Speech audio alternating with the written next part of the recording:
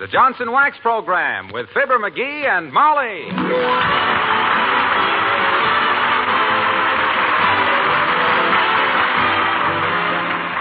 The makers of Johnson Wax products for home and industry present Fibber, McGee, and Molly, written by Don Quinn and Phil Leslie, with music by the King's Men and Billy Mills Orchestra.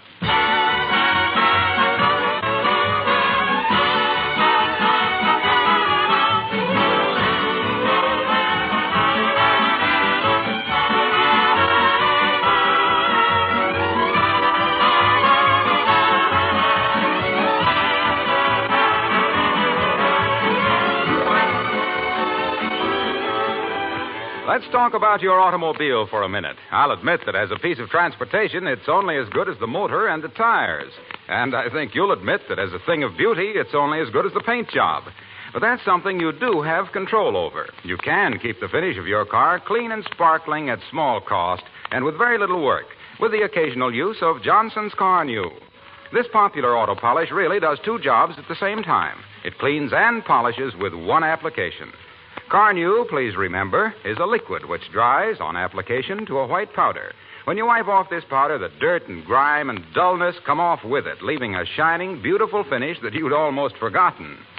Car New does an amazing cleaning job without injuring the finish.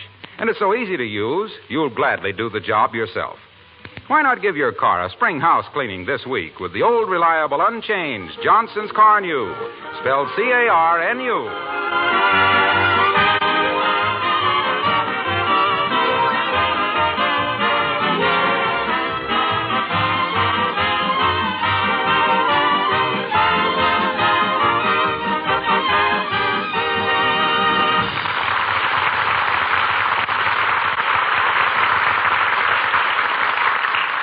There's a big band concert and bond rally scheduled at the Wistful Vista Auditorium tonight. And when you see who's muscled in as director of the whole thing, you can understand the derivation of the word auditorium. From audi, meaning listen, and toro, meaning bull. Yes, it's himself, of Fibber, McGee, and Molly.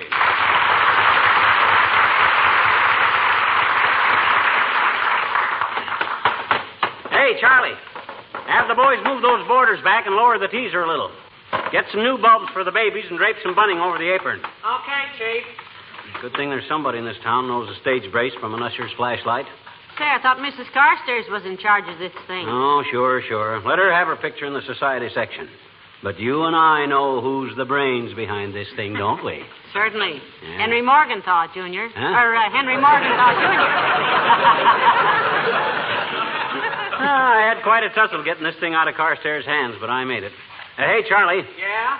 Have Eddie hit the boards with them one-sheets and check the marquee for deads. I want 6 chairs and a podium for center stage and the popcorn machine moved into the manager's office. Right? I don't know, but I'll do it. Why put the popcorn machine in the manager's office, McGee? Because that's where I'm going to headquarter tonight. This is going to be one time I come to this joint where they didn't run out of popcorn before I got mine.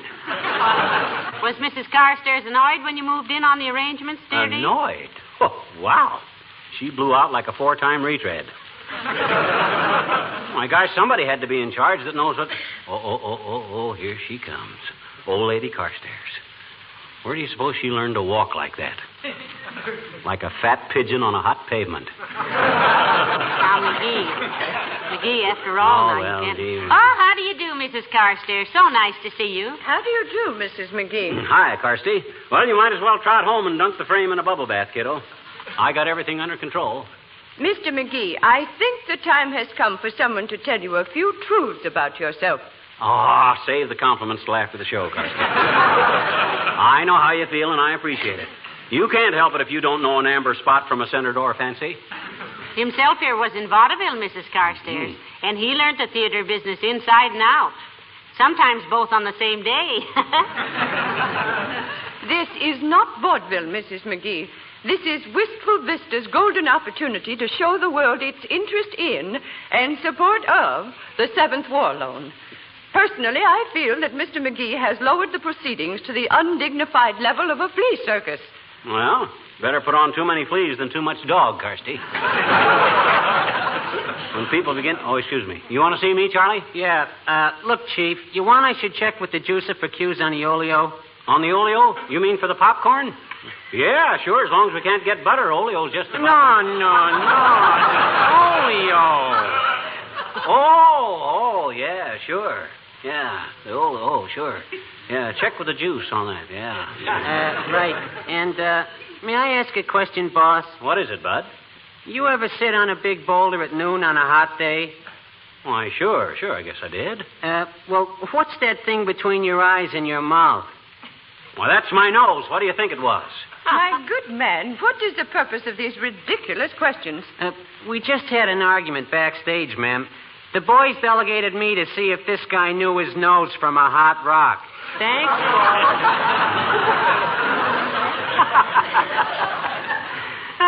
Great bunch of boys, them stage hands.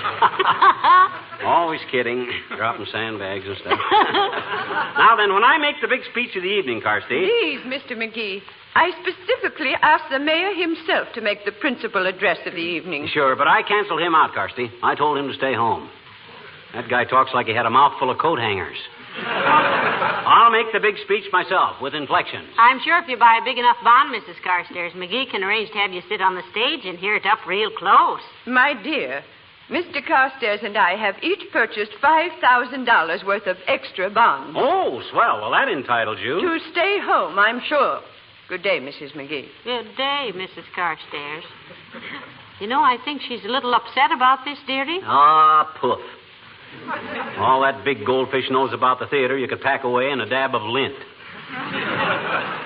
She's so dumb she thinks the little theater movement is a bump.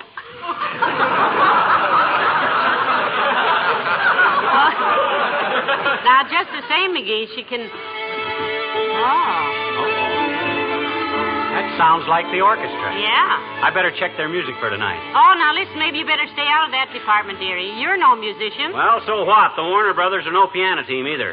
But they put on some pretty good shows. Hey, Billy Mills. Don't bother me now, Skimp. I got to run over this music. Well, from what I heard of it this morning, it sounds like it had already been run over. By a dump truck. Look, my tosca little ninny. Just because you have an ear for music... Oh, you admit I have an ear for music, eh? Why not? You could put a bass fiddle in each one of them. Now run along home, will you? We got to rehearse. Oh, Mr. Mills, I'd like to hear what you're going to play. Go ahead. Okay, Mom. All right, boys, kiss me again from the beginning. Kiss me again from the beginning. Of all the corny old loudmouths.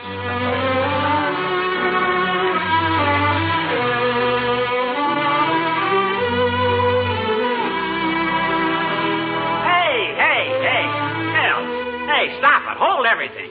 Stop. Oh, that won't do, Mills. That's too schmaltzy. Whoever wrote that arrangement ought to take his musical saw and go back to the lumber camp. I wrote this myself. Yes, and I thought it was beautiful, McGee. Beautiful, my clavicle. Here, give me them scores. I'll go home and dash off an arrangement that'll make Gilbert kick the harp out of Sullivan's hand. Wait a minute there, Skimp. What do you know about music? What do I know about music, he said. Yes, he said that. I merely studied it for 6 years in the Peoria Conservatory. I studied under Professor Ware for a long, long time. Long underwear McGee, I was. Oh, my. Long underwear McGee, the mighty mucky muck of the metronome, making mugs of the mediocre musical mutts muddling through a mess of monotonous medleys, making millions marvel at the minor melodies made out magnificent musical masterpieces by the miraculous movements of my magic mitts, miffing many maestros as I modulated from march militaire to minuet and G, so get on with your rehearsal and we shall see what we shall see.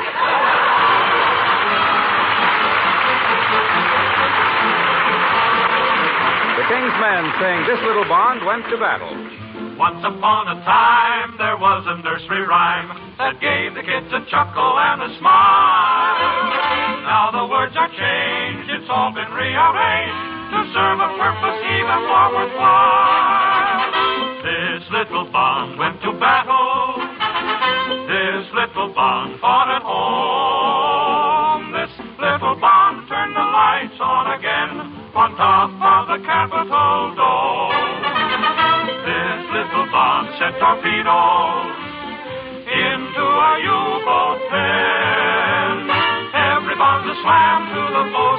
Uncle Sam. So let's keep on slamming them again.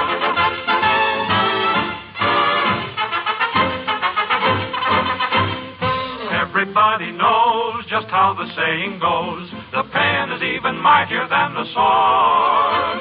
So get out your pen and write those checks again. Then Uncle Sam can pass along the word. This little bond went to battle. This little bond fought at home.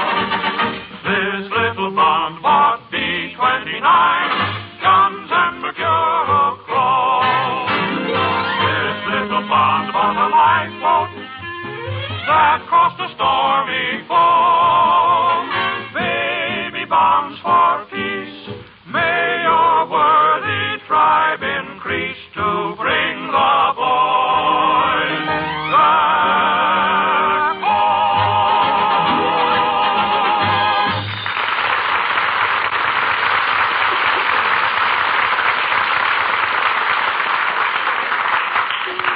Kiss me again, kiss me again. Oh, McGee, Huh? how do you spell billion? That's easy. B-I-L-Y-O-N. You know, that's the way I got it, but it looks funny, dearie. Well, take my word for it, Tootsie. That's correct. How are you coming with my speech? Pretty well, I think. How does this sound now? The war in Europe against Germany and Italy is over. Mm-hmm. But the war against hunger, privation, and distress will go on for many, many months. It is our money, yours and mine, the money we put in war bonds which will fight this war to an end. $7 billion. You know, that word still doesn't look right, McGee. Isn't it B-I-L-L-Y-O-N? 2 L's, isn't it? No, just one L. Oh? $7 billion is the quota for individual purchases in this 7th war loan. With this money, we will bring order in Europe and continue the war against the Japanese in the Pacific. That's all I got so far. Oh, that's very good, Molly. I couldn't have done better myself. Ah, that's high praise indeed, dearie. How's your musical arrangement coming? Oh, it's going to be wonderful. Kiss me again. I lead off with the harp glissando, you see, and then You I go... lead off with a what, Sanda? A harp glissando. What on earth is that? I don't know, but they all use them. I just wrote down insert harp glissando here and let Billy Mills worry about the technicalities. Architects don't lay bricks, do they? No, but composers lay eggs. And this opera of yours begins to sound like hen fruit of a very low order. Yeah. Well, you wait and see. Birds singing soft. I start with a harp glissando, you see, and then I let the flutes take it for 6 bars and then a 2-bar tacit. What's a tacit? That's a musical term, meaning take the derby hats off the trumpets. Have to do that because there's a lady in the orchestra. Kiss me again. Hello, Mrs. McGee. Hello, Mr. McGee. Jeepers, are you tuning the piano again? No, he isn't, Alice. He's making a musical arrangement. Oh. And if Kiss Me Again doesn't wind up a very wet smack, it won't be his fault. Gee, I never knew you wrote music, Mr. McGee. You didn't, eh? Didn't you ever hear the high school song I wrote for the freshman class in Peoria High? Say, I never heard that either, McGee. Well, Natch, I just wrote it last week.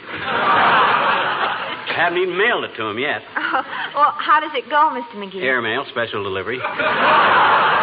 I thought they might as well have it in time for Oh, graduation. she meant how does the melody, if any, go, McGee? Oh, well, I can't go into all that now. I got no time for prittle prattle.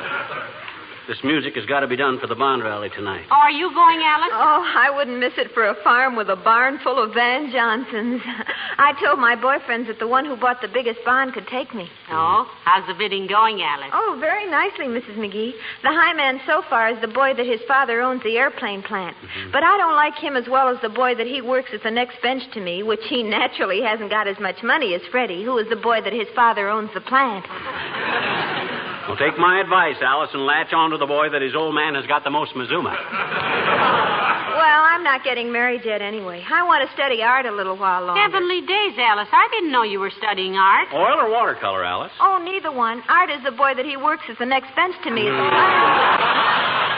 I'll see you tonight, folks.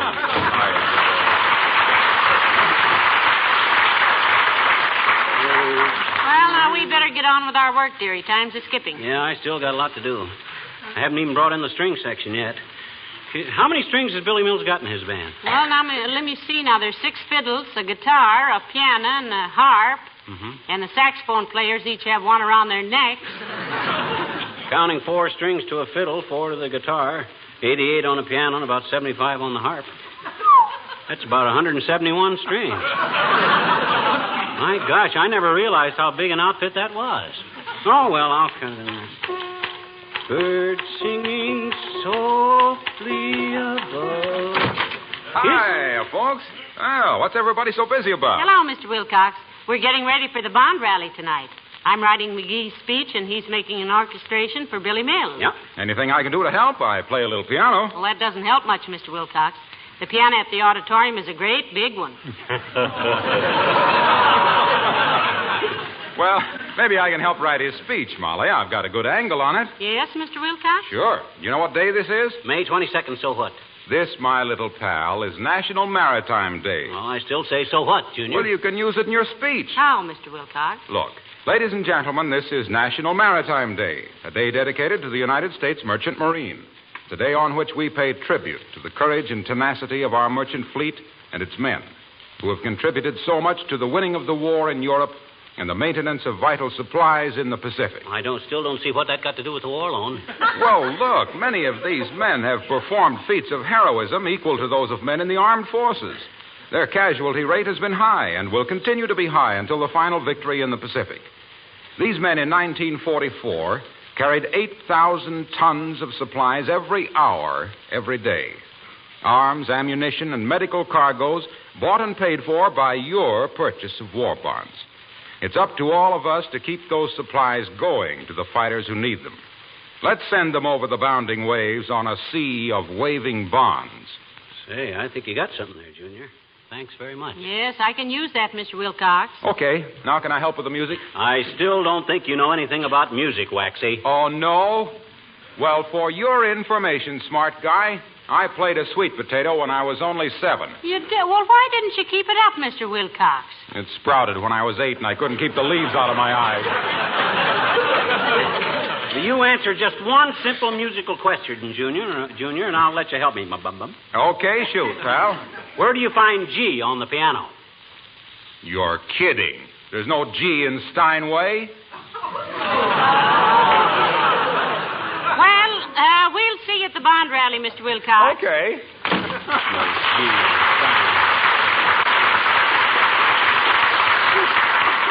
That guy's about as musical as a worn brake shoe. On the contrary, McGee, I've heard him sing, and he has a very nice voice. Ah, poof. He's got a rasp in his voice you could file your way out of Alcatraz with. Well, I gotta get to work. Me too. Kiss me, kiss me, kiss me. Oh, Dad, rat, that's dead. Oh, now what's the matter? Did you default on a note? Busted my pencil. You got a pencil? No. Will a lipstick do?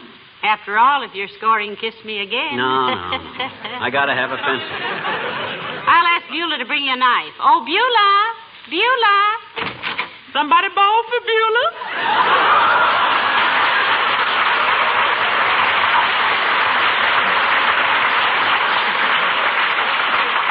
Hey, Beulah, I want to sharpen a pencil. You got a good sharp knife in the kitchen? If I ain't, sir, I sure have persuaded the jackets off a big mess of spuds. Would an extra pencil help, Mr. McGee? Oh, yeah, fine. Where can I find one? Behind your left ear. Huh? Oh, yes. I had that there for the bass notes. Oh, thanks, Beulah. Thank you very much. That's okay, sir. Can I ask a question, please, folks? Why, certainly, Beulah. What do you want to know? I want to know what's going on here, man. I'm out there in the kitchen trying my best to mind my own business. But between the click-clack of that typewriter and the roomty-boomty of that pen, I'm going quite a berserk from dissatisfied curiosity. Well, I'm in charge of the big bond rally tonight, Beulah, at the auditorium. I'm arranging some music, and Mrs. McGee is writing my speech. Well, for goodness sake. What music are you writing, sir? Kiss me again. Kiss me again. I thought that already been wrote. Well, he's making a new arrangement of it, Beulah. The score I'm working on will probably be the classic arrangement of all time, Beulah. You see this sheet here? Yeah, sir. You see the staff? Ordinarily, it's got only 5 lines and 4 spaces. I'm doing it on 6 lines and 5 spaces. Nobody's ever done that before in the whole history of music. And if you hear a thump, thump, thump in the distance, Beulah, it'll be that little white dog that sits by the Victrola in the advertisement scratching his head. Yeah, thump, thump, thump, little white dog. Little white dog. I love that man's wife.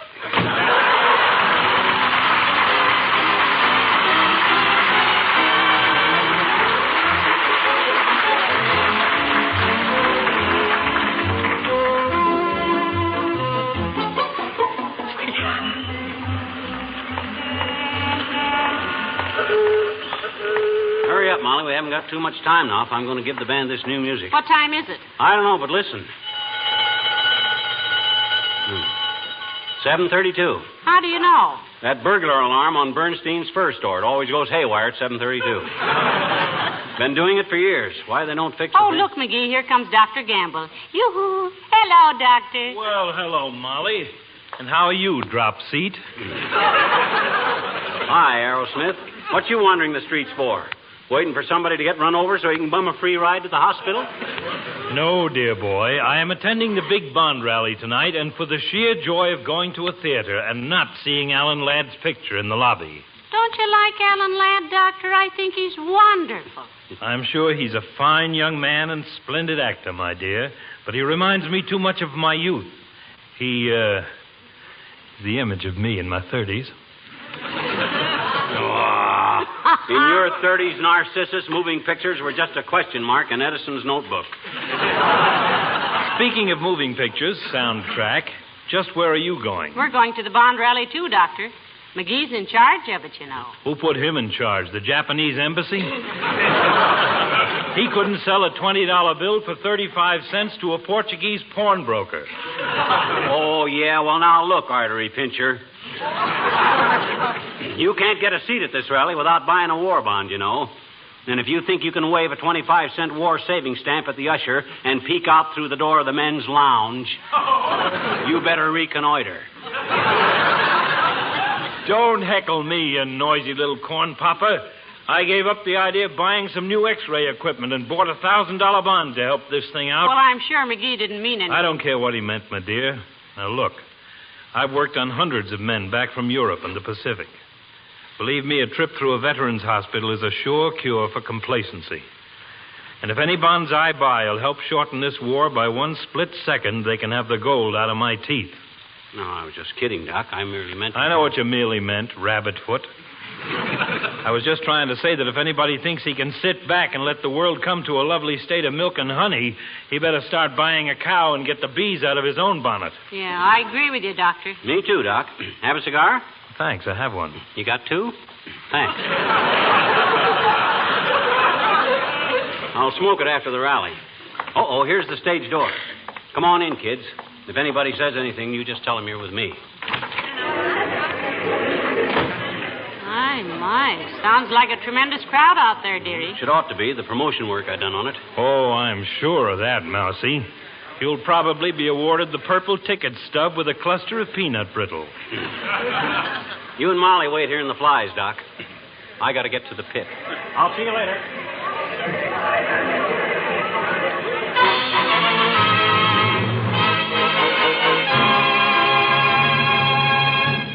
Ladies and gentlemen, WVIS brings you tonight a broadcast of the Great Seventh War Loan Bond Rally from the Wistful Vista Civic Auditorium.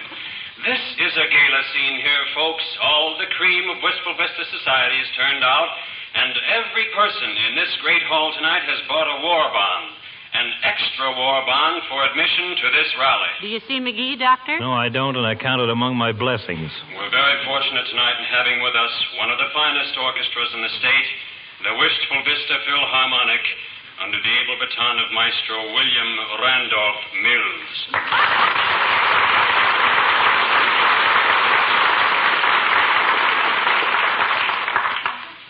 The Maestro acknowledges the applause, takes a bow.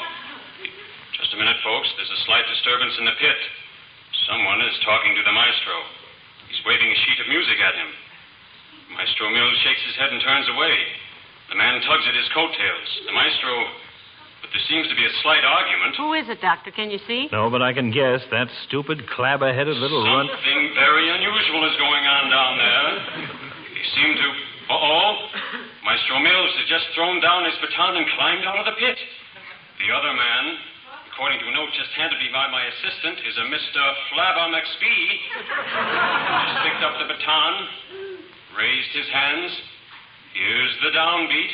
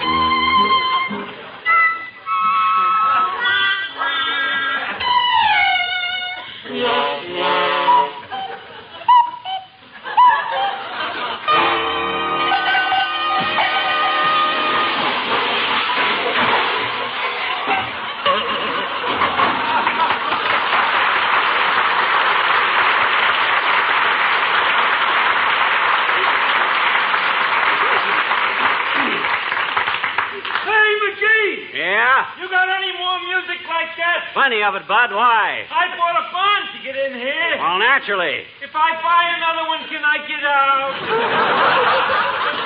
Yes, you can, wise guy, and anybody else that don't like it can do the same thing. I'll take it. Give me $100. Now, wait a minute. Hang on. Get out. I've got to get home.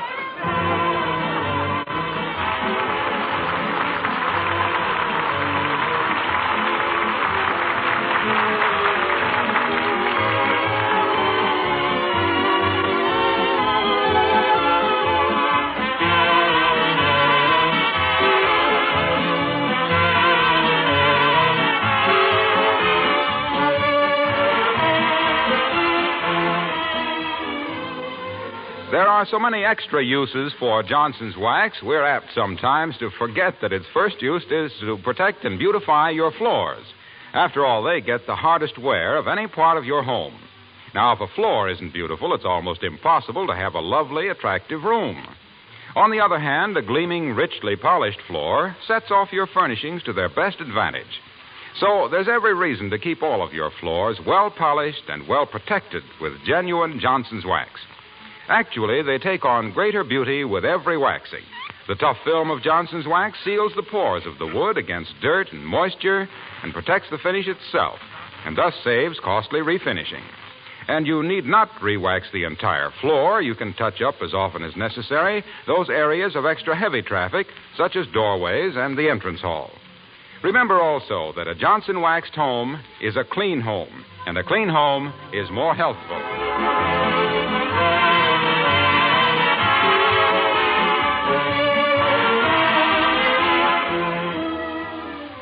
Ladies and gentlemen, there are some shows you can't buy your way out of, except at the price of blood, sweat, and tears.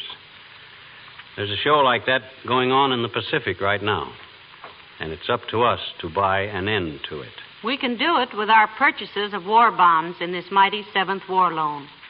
We can buy the guns and ships and planes and tanks that are needed to overwhelm a tough and determined enemy. Yes, and we can buy more than that. Your war bond purchases are merely loans to your government. That means you are purchasing post-war security and a controlled economy for our fighting men to come home to. So buy your extra war bonds today, all you can afford, and a little more. Let's prove that when it comes to buying bonds, American clothing has no pockets of resistance. Good night. Good night, all.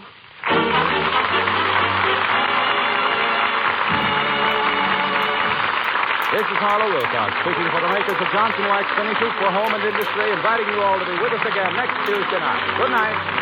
This is the National Broadcasting Company.